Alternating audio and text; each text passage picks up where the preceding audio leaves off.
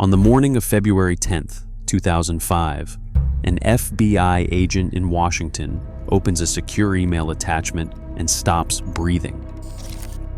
He is looking at 11 pages.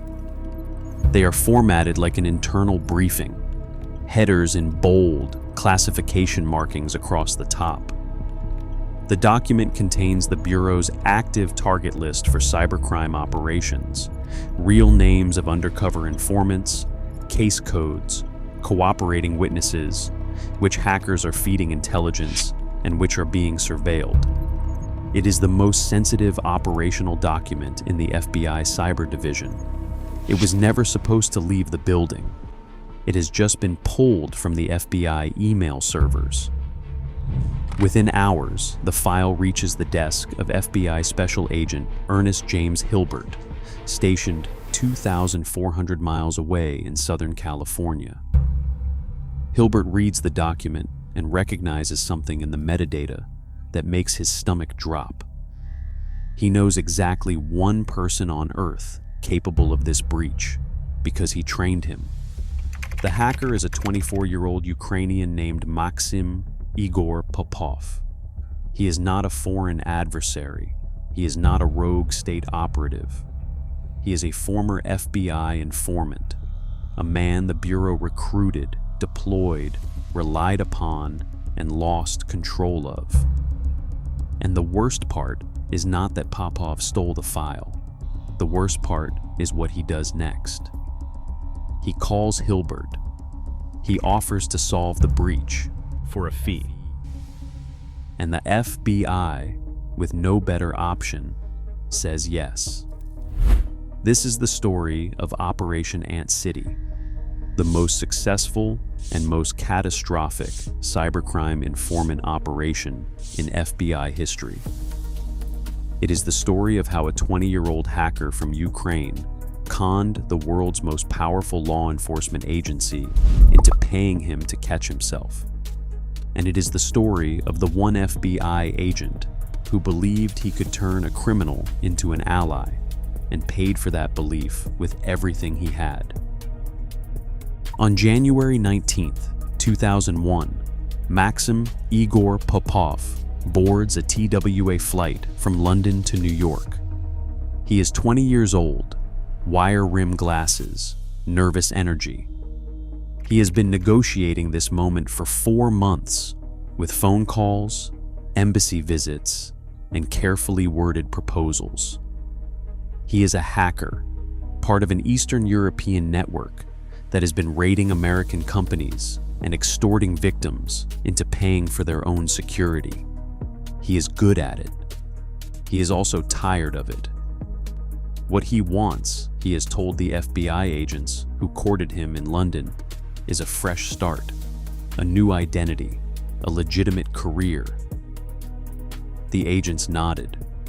They bought him drinks. They talked about Silicon Valley. When the plane lands at JFK, the smiles vanish. Popov is escorted to an isolation room. An hour later, a federal prosecutor, a defense attorney, and 2 agents walk in. The drinks and promises are gone. In their place is a single sheet of paper, a cooperation agreement. Sign it or face 30 years in federal prison for computer fraud, wire fraud, and conspiracy. There is no new identity. There is no startup. There is no American dream. There is a cell. For the next 3 months, Popov cooperates, or appears to. Every morning, agents escort him from a Virginia safe house to a monitoring station, where he logs into Russian-language hacker forums under FBI supervision. The agents watch his screen. They record the conversations. They believe they are gathering intelligence on the Eastern European cybercrime underground, names, methods, targets, the architecture of a criminal ecosystem that is costing American businesses billions. What they do not know is that Popov is typing in Russian slang so specific, so idiomatic, that no American linguist in the room can parse it. Buried inside conversations about stolen credit cards, He is sending warnings to every major contact, to every active criminal in his network. The message, stripped of its idiom, is simple. I am compromised. The FBI is watching. Burn everything. 3 months, hundreds of warnings, not a single FBI agent who speaks street Russian. When bureau linguists finally translate the chat logs in April, the damage is total. Every target Popov was supposed to help them catch has disappeared. Every operation built on his intelligence is dead. An agent throws a chair across the room. They storm the safe house. They strip his privileges. They throw him in county jail. As the cell door closes, Popov does not beg. He does not apologize. He says 8 words that will take the FBI 4 years to understand. You have no idea what you are dealing with.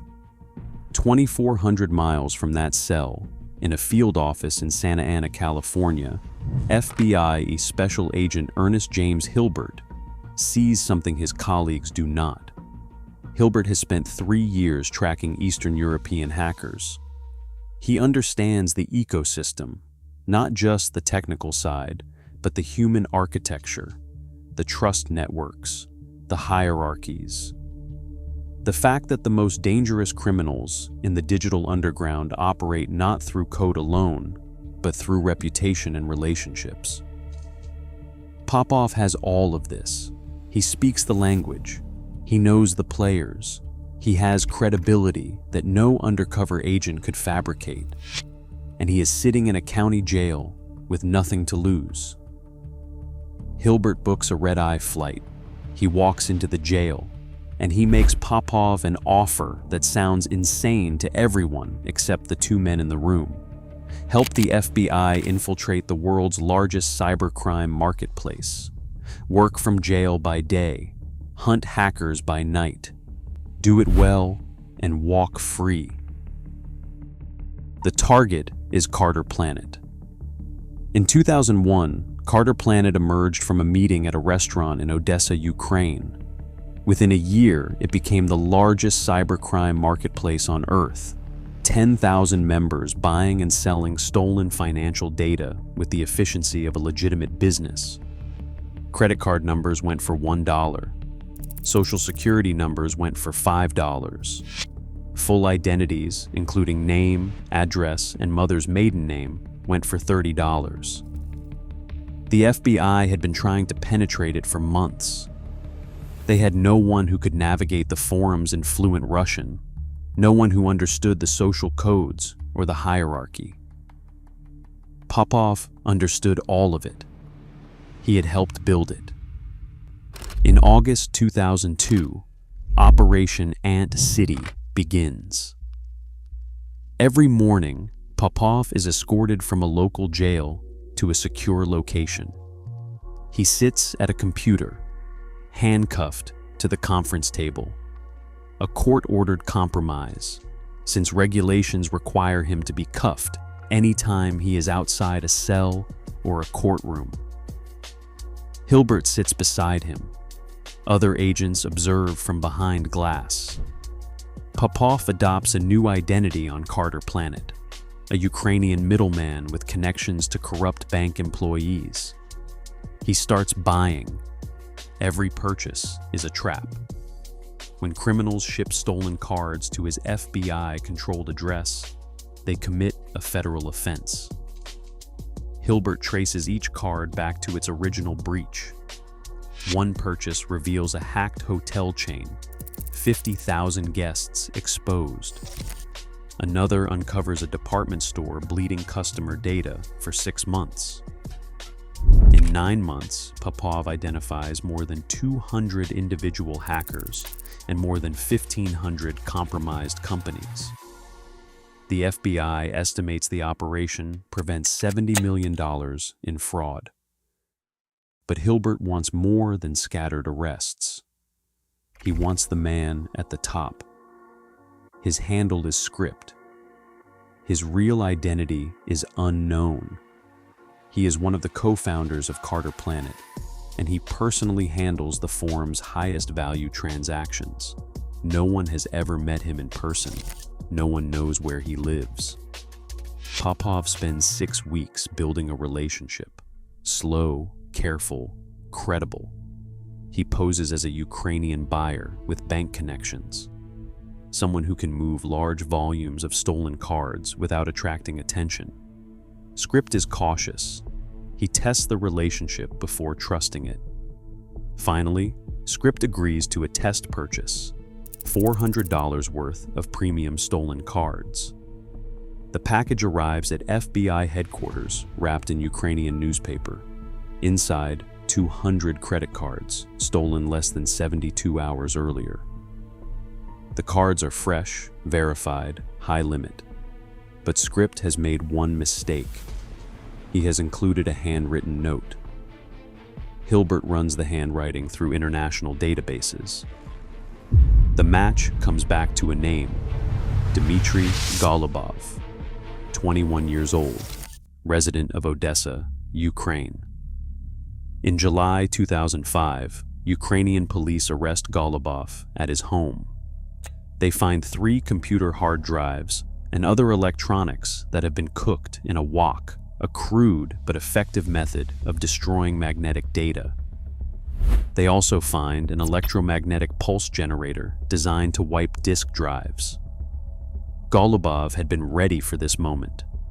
He spends 6 months in Kiev's Lukyanivska prison.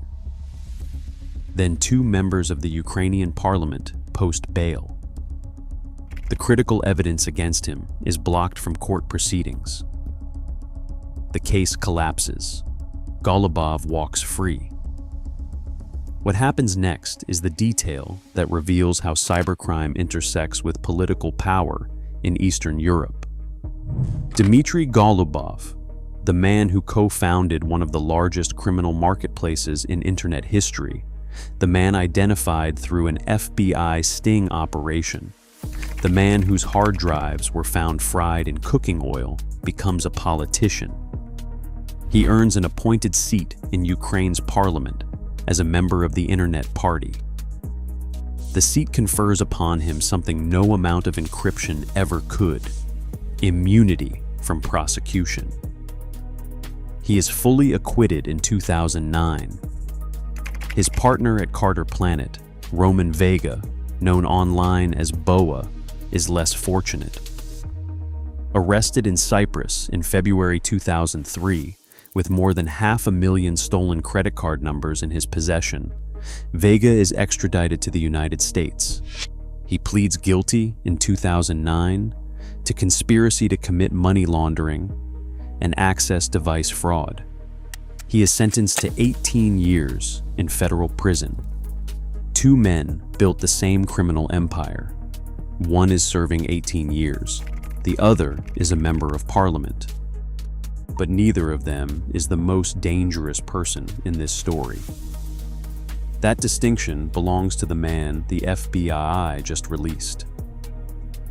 On Thanksgiving Day, 2002, Maxim Popov sits alone in an FBI conference room. No visitors, no phone calls. Officially, he does not exist. He is a cooperating witness, with no identity, no friends, no family within 5,000 miles. He is 21 years old. Hilbert walks in carrying a full Thanksgiving feast. Turkey, stuffing, cranberry sauce, pumpkin pie. He sets it up on the conference table, the same table Popov is usually handcuffed to. Then he wheels in a projector and puts on The Lord of the Rings. For 3 hours, they do not talk about crime. They do not discuss cases or targets or evidence chains. They watch hobbits save the world and eat pie. Popov later describes this as the moment everything changed. Not because of the food, because for the first time since arriving in America, since the promises and the lies and the handcuffs at JFK, someone treated him like a human being rather than an asset. It is also the moment that will eventually destroy Hilbert's career. On April 15, 2003, a federal judge reviews Popov's file. It contains 8 months of extraordinary undercover work, hundreds of identified hackers, and $70 million in prevented fraud. The judge makes a decision that shocks the prosecution. Time served, effective immediately. Popov walks out of court a free man.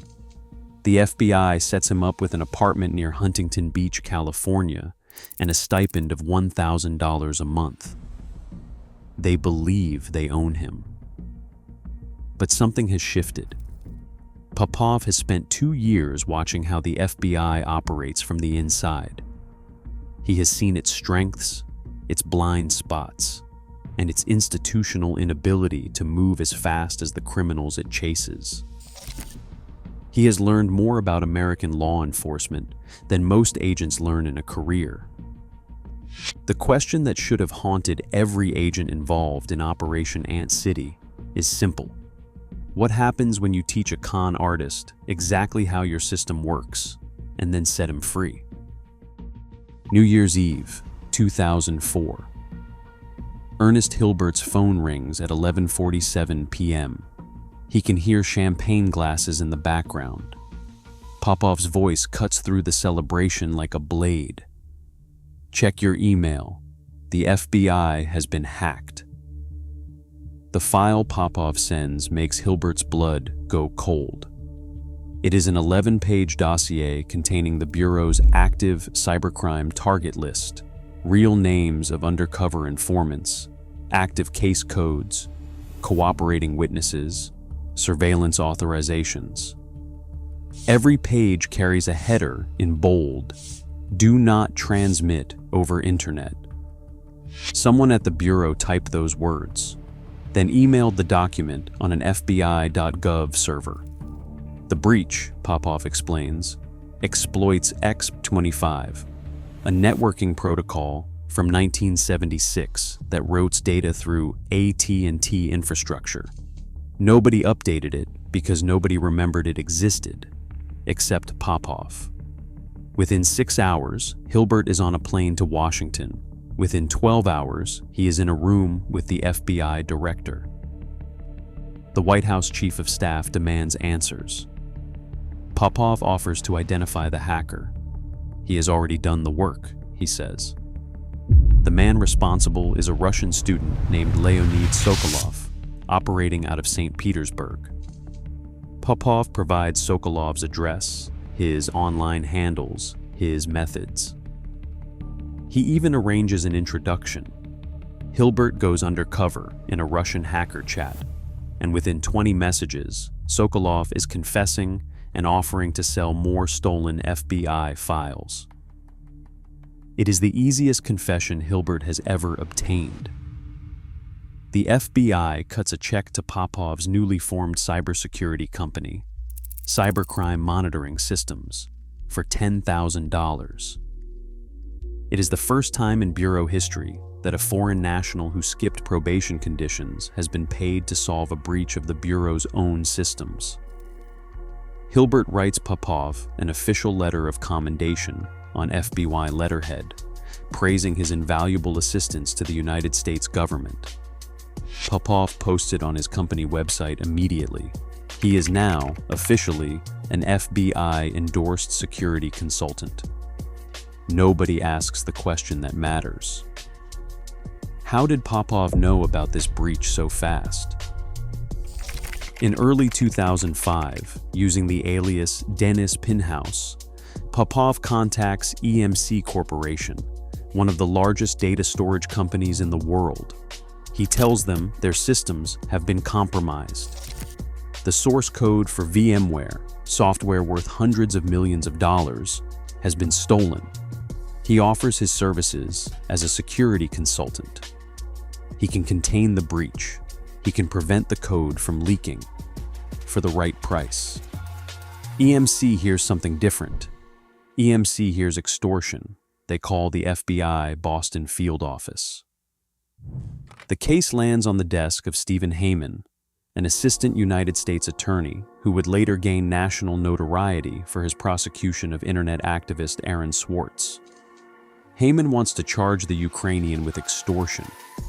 Popov has given EMC a name to vouch for his credibility, FBE as Special Agent E.J. Hilbert. In a conference room in Washington, 5 FBI executives stare at Hilbert. The prosecutor's voice crackles through a speakerphone. Who is Dennis Pinhouse? Hilbert has 3 seconds to decide: protect his source or save his career. He cannot do both. Dennis Pinhouse is Popov's alias. Hilbert knows it. He also knows that exposing Popov will destroy every investigation connected to him: the Carter Planet cases, the Sokolov indictment, and the intelligence pipeline that has fed the Bureau's cyber division for 3 years. And he knows something harder to articulate: the line between security consulting and extortion in the cybercrime world is a line that barely exists. Hilbert refuses to reveal the identity. Someone in the room mentions Whitey Bulger, the Boston mob boss whose FBI handler went to prison for corruption. The comparison is clear. Hilbert is either corrupt or incompetent, or both. Within 72 hours, Hilbert is under investigation: conspiracy, wire fraud, obstruction of justice. His computer is seized. His files are audited. His phone records are subpoenaed. Colleagues who used to grab coffee with him now avoid eye contact. The hero of Operation Ant City has become radioactive. What breaks him is not the investigation itself. It is his 5-year-old daughter asking why Daddy seems sad all the time. He cannot tell her the truth, that Daddy trusted someone, and that trust became the weapon used to take everything away. Meanwhile, in Ukraine, Popov collects his payment from EMC. $30,000 wired directly to his account. A second payment of $40,000 is promised if the stolen code stays private for 4 years. The company that reported him for extortion has quietly paid him anyway. Everyone is lying to everyone. Hilbert is the only one paying the price. In February 2007, after the promotion he worked toward for 8 years is denied, for the reason of a pending investigation, Hilbert walks into his supervisor's office and places his badge and his gun on the desk. Badge number 4982. 15 years of service. The FBI refuses his resignation twice. He submits it a third time. The Department of Justice quietly drops all charges in 2009. The investigation finds no evidence of wrongdoing. But careers, like bones, do not heal the same way twice. In 2012, after 7 years of silence, Hilbert's phone rings. The caller ID shows a Ukrainian number. Popov's voice is older, quieter. He says he has a family now. He says he has gone legitimate. He says he is sorry about what happened. Then he says something that reframes the entire story. You know, I was the one who hacked the FBI, right? The silence lasts long enough to hear a heartbeat. Leonid Sokolov and I did it together. We used the X-25 vulnerability to breach AT&T's data center. We pulled the FBI files. Then I sold the solution back to you for $10,000. Sokolov confessed to you because I paid him to. The whole thing, the breach, the discovery, the investigation, the solution, was my operation. Hilbert does the math in his head.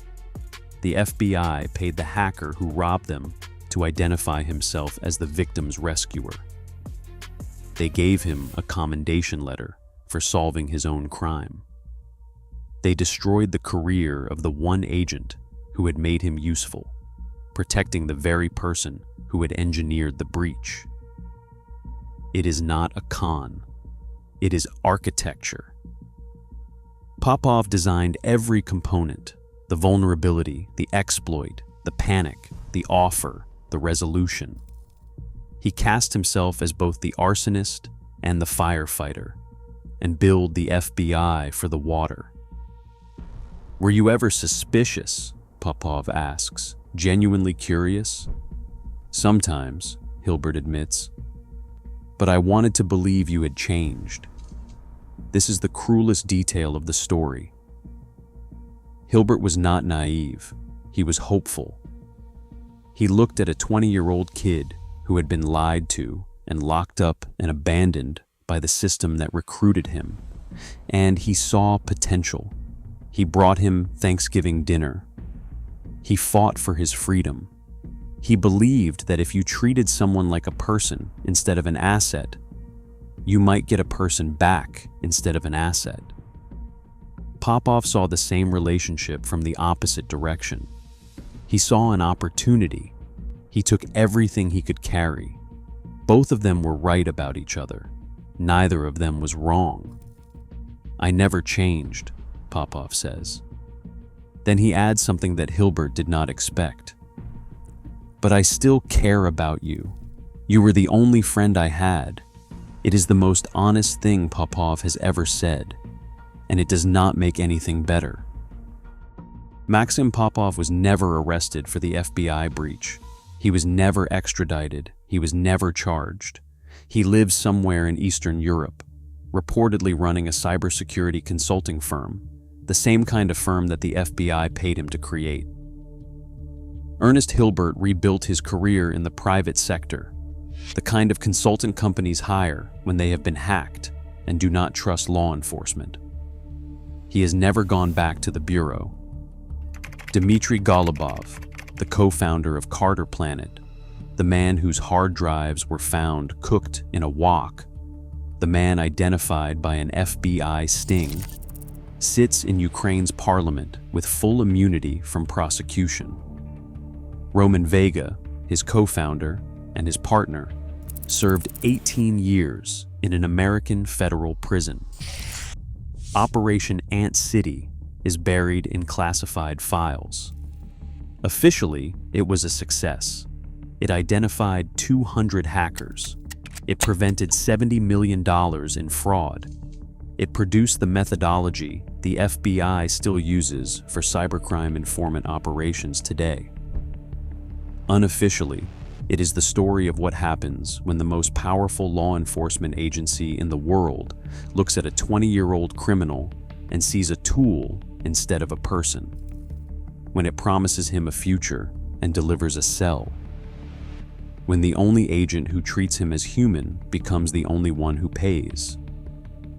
The lesson of Maxim Popov is not that criminals cannot be trusted. The lesson is simpler and harder. The systems we build to catch criminals are only as strong as the promises we keep. The FBI lied to Popov at JFK. Popov spent the next decade returning the favor, with interest, with precision, and with a commendation letter signed by the agency he robbed. That letter is still on his wall. The crime it rewards has never been prosecuted. If this is the kind of story that brought you here, there are more coming. Subscribe so you do not miss the next one.